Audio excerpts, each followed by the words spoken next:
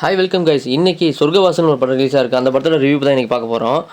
படத்தோட ஸ்டார்டிங்கில் நம்ம நடராஜன் தான் அவர் வந்து ஓய்வு பெற்ற நீதிபதியாக வராரு. 1999ஆம் ஆண்டு மத்திய சிறையில் ஒரு கலவரம் ஏற்பட்டுச்சு. அதோட உண்மை சம்பவத்தை தழுவி தான் இந்த படத்தை எடுத்திருக்காங்க. நம்ம நடராஜன் எடுத்தோடனே ஒவ்வொரு ஆளாக விசாரணைக்கு கொண்டு வந்து விசாரிக்கிறாரு. ஏன்னா மத்திய சிறையில் அப்போ வந்து பயங்கரமான கலவரம் நடந்திருக்கு. அந்த கலவரம் எப்படி ஏற்பட்டுச்சு, எதனால் ஏற்பட்டுச்சு, அவ்வளோ பேர் செத்துருக்காங்க. அந்த மத்திய சிறைக்குள்ளே சிறை கைதி செத்துருக்காங்க, போலீஸ்காரங்க செத்துருக்காங்க. அந்த சிறை கைதிகள் எதுக்காக செத்தாங்க, போலீஸ்காரங்க எதாவது அடிச்சிட்டு இருக்காங்க. இதை வந்து விசாரிக்கிறதுக்காக நம்ம நடராஜன் உள்ளே வராரு. ஓய்வு பெற்ற நீதிபதி அவர் வந்து இஸ்மாயில்னு பேர் கொண்டு வர்றாரு. அப்போ ஒருத்தவங்களாம் விசாரிக்கிறாரு. எடுத்தோடனே வந்து நம்ம கருணாஸை விசாரிக்காங்க. அவர் தான் வந்து போலீஸ்காரராக அங்கே இருக்கார். இந்த படம் சொர்க்கவாசலுக்கும் நரகவாசலுக்கும் இடையில உள்ளதை காட்டியிருக்குது. நரகவாசலில் இருக்கும்போது சொர்க்கவாசலுக்கு கீ கிடச்சா எப்படி இருக்கும், அப்படி கிடச்சிச்சின்னா அதுலேருந்து எப்படி தப்பிச்சு வரான், நரகவாசலேருந்து எப்படி தப்பிச்சுட்டு வருவான், வர முடியுமா அப்படிங்கிறது இந்த படத்தை உணர்ச்சிருக்கு. நம்ம ஆர்ஜே பாலாஜி தள்ளுவண்டி கடை வச்சு நடத்தி வந்துட்டுருக்காங்க. அப்பகுதியில் நடக்கும் ஒரு கொலையில் முக்கிய குற்றவாளியாக சேர்க்கப்பட்டு சென்னை மத்திய சிறையில் வந்து அடக்கப்படுறாரு.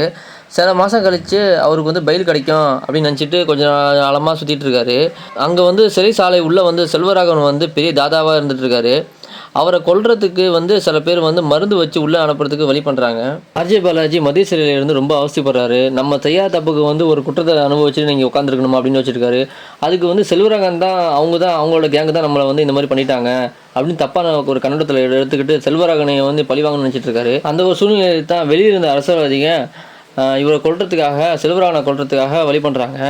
அப்போது ஆர்ஜே பாலாஜியை வந்து இவரை வச்சு யூஸ் பண்ணிக்கலாம் அப்படின்னு சொல்லிட்டு இவரும் பழி வாங்க தான் நிற்கிறாருன்னு சொல்லிட்டு இவர் மூலயமா பழி வாங்கிடுவோம் அப்படின்னு சொல்லிட்டு பண்ணுறாங்க.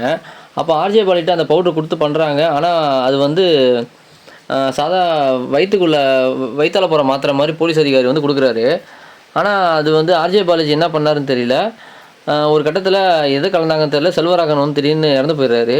ஆனால் ஆர்ஜே பாலாஜி யோசிக்கிறாரு, நம்ம கலக்கவே இல்லை, எப்படி இறந்து போனாலும் இவங்களுக்கு தெரியல. போலீஸ் அதிகாரியும் யோசிக்கிறாரு, நம்ம வயிற்றால போகிறதுக்கு மாத்திரை தான் கொடுத்தோம், இவர் செல்வராகவன் எப்போ செத்தாருன்னு ஒன்றுமே புரியாமல் நிற்கிறாங்க. அப்போ திடீர்னு வந்து மத்திய சிறையில் உள்ள எல்லாத்துக்கும் வந்து இந்த நியூஸ் தெரிஞ்சு போயிடுது. அப்புறம் என்னன்னா அது கேங்ஸ்டர் நம்மளே கொண்டுறாங்க, கேங்ஸ்டரே கொண்டுட்டாங்களே அப்படின்னு சொல்லிட்டு அங்குள்ள அவங்க கேங் எல்லாமே மத்திய சிறையில் உள்ள போலீஸ் அதிகாரிகள் எல்லாத்தையும் வந்து சண்டை போட்டு சாவடிக்கிறாங்க. பெரிய பெரிய கலவரமாக ஆயிடுது.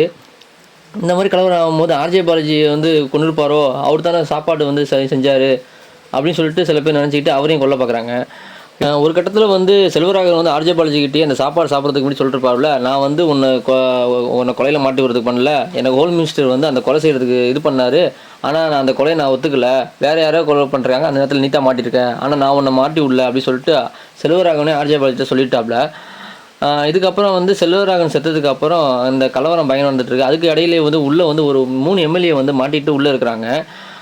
சிறை கைதியாக சிறையில் உள்ளவங்க கலவரத்தை தூண்டுறவங்க என்ன பண்ணுறாங்க, அந்த 3 எம்எல்ஏவை வந்து பிடிச்சி வச்சுக்கிட்டு எங்கள் செல்வராகவனை யாரா கொலை பண்ணீங்க, அந்த கொலை பண்ணுறதுக்கு யார் என்னென்ன பண்ணீங்களோ அவங்களுக்கு தண்டனை கண்டிப்பாக கிடச்சாகணும் அப்படின்னு சொல்லிட்டு இந்த 3 சிறை கைதி 3 எம்எல்ஏவை பிடிச்சிக்கிட்டு டிமாண்டாக வச்சுட்ருக்காங்க. இப்படி தான் நடக்கும்போது என்னடா இது 3 எம்எல்ஏ காப்பாற்றி ஆகணும்னு சொல்லிட்டு போலீஸ் போர்ஸ் வந்து இறங்கி கடைசி கட்டத்தில் வந்து போலீஸ் போர்ஸ் இறங்கி அவங்க எல்லாத்தையும் 3 எம்எல்ஏ காப்பாற்றுறதுக்காக உள்ளே இறங்கி போகுது. இறங்கிட்டு அங்கே உள்ள யாரெல்லாம் வந்து எதிர்த்து நிற்கிறாங்களோ எல்லாத்தையும் சுட்டு தள்ளுறாங்க போலீஸ்காரங்க. நம்ம படத்தோட கதாநாயகன் ஆர்ஜே பாலாஜி மத்திய சிறையில் போயிட்டு அங்கேருந்து வெளியே போனாரா, இல்லை மத்திய சிறையில் மாட்டிக்கிட்டு இருக்கிறாரா என்னன்னு தான் படத்தோட ஒன்லைன் ஸ்டோரியாக இருக்குது. சொர்க்கவாசலுக்கும் நரகவாசலுக்கும் இருக்கிறவங்களுக்கு இடைப்பட்ட கதையாக அமைஞ்சிருக்கு. நரகவாசலில் இருக்கிறவங்களுக்கு சாவி கிடச்சா சொர்க்கவாசலுக்கு எப்படி தப்பிச்சு வருவாங்க அப்படிங்கிறது ஒன்லைன் ஸ்டோரியாக இந்த படம் அமைஞ்சிருக்கு.